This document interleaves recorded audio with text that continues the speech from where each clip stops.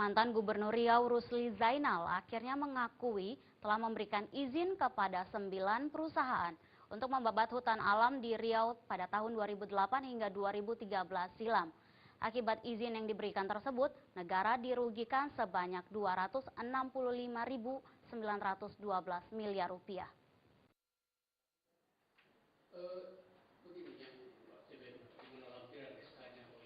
Pertanyaan demi pertanyaan yang dilontarkan jaksa KPK kepada mantan Gubernur Riau Rusli Zainal terdakwa kasus korupsi.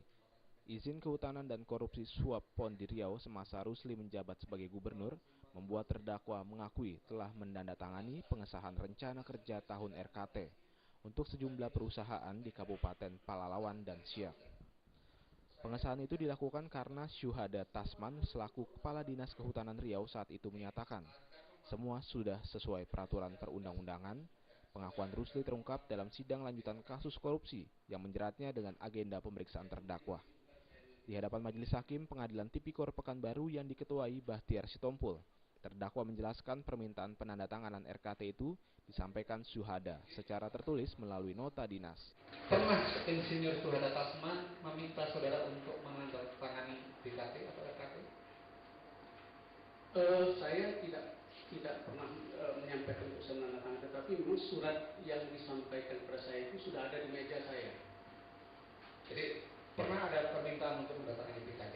Kepada saya secara minta di tangan tidak, tapi ya permintaan itu kan bisa secara tertulis, ya, bisa secara lisan menghadap, misalnya ada. Secara tertulis ya itulah tentu nota dinas yang sudah disampaikan ke saya sudah ada di meja saya. Akibat pemberian izin bagian kerja tahun usaha pemanfaatan hasil hutan kayu hutan tanaman tahun 2003 hingga 2008 silam tersebut, 9 perusahaan leluasa membabat hutan alam di Kabupaten Palalawan dan Siak seluas 51.000 hektar. Negara pun dirugikan 265,912 miliar rupiah. Selama proses persidangan, Rusli Zainal sering memberikan keterangan tidak tahu, tidak ingat, dan berbagai jurus lupa lainnya. Dari Pekanbaru Riau, Safrial melaporkan. Dari luar negeri Indonesia, Martina Talegawa menyatakan bahwa tidak ada niatan pemerintah Indonesia untuk melukai perasaan warga Singapura terkait pemberian nama kapal Republik Indonesia dengan nama Usman Harun. Menurut Marti, hubungan Indonesia dan Singapura hingga saat ini berjalan baik, meskipun pemberian nama Usman harus menimbulkan polemik.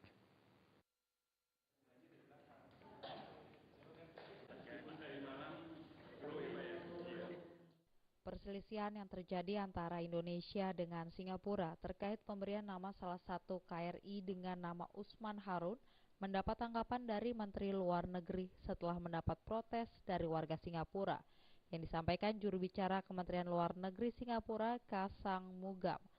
Hal ini disampaikan oleh Martina Talegawa dalam sebuah acara tanya jawab di Gedung Kementerian Luar Negeri Gambir, Jakarta Pusat. Menurut Marti, pemberian nama pada salah satu kapal perang milik Indonesia tidak bermaksud untuk mengungkit luka lama antara Indonesia dengan Singapura. Marti mengatakan hubungan Indonesia dengan Singapura telah kembali normal dan tidak ingin masalah ini mendominasi dalam hubungan antara kedua negara. Tidak ada niat sama sekali untuk untuk menunjukkan sikap yang tidak bersahabat, karena kenyataannya justru antara Indonesia dan Singapura hubungan sangat dekat, sangat baik, bahkan saling menguntungkan, apakah di bidang politik, di bidang ekonomi, di bidang sosial budaya, dan seterusnya. Jadi harapan kita adalah ke depannya masalah ini bisa kita terus kelola dan kita tidak akan membiarkan masalah ini menjadi semacam mendominasi atau memberikan persepsi yang tidak lengkap terhadap hubungan Indonesia dan Singapura yang sebenarnya. Ketegangan Indonesia dan Singapura ini berawal saat satu kapal perang terbaru milik TNI Angkatan Laut menggunakan nama KRI Usman Harun, mengambil nama dari Usman Haji Muhammad Ali dan Harun Said. Seperti yang diberitakan, Singapura merasa terpukul akibat pemberian nama ini, apalagi bagi keluarga korban pemboman McDonald House di Orchard Road pada 1965. Peledakan yang dilakukan Usman Harun itu terjadi ketika masa konfrontasi Indonesia dengan Malaysia dan Singapura pada saat itu masih menjadi bagian dari Malaysia. Dari Jakarta, Rizky Nur Muhammad melaporkan. Ketua Dewan Kehormatan Penyelenggara Pemilu Jimli As-Siddiq menilai dana saksi untuk masing-masing partai politik pada penyelenggaraan pemilu April mendatang belum tepat. Jimli berpendapat dana saksi untuk parpol tersebut hendaknya dapat direalisasikan pada pemilu serentak pada pemilu 2019 mendatang.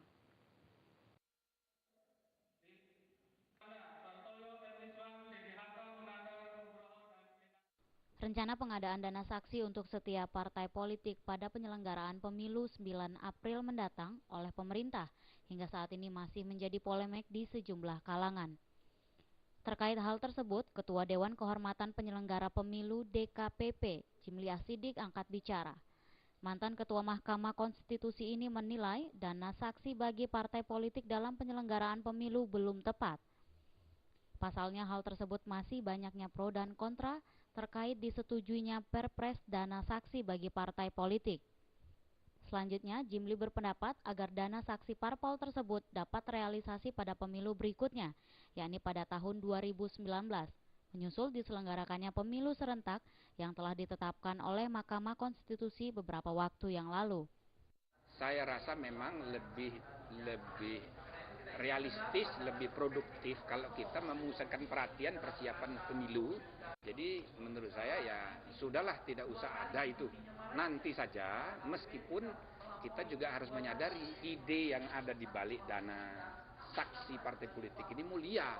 Ini ide yang bagus untuk membantu partai sehingga partai itu tidak terjebak dalam mencari uang yang tidak halal. Dan yang kedua, supaya ada keadilan antar partai.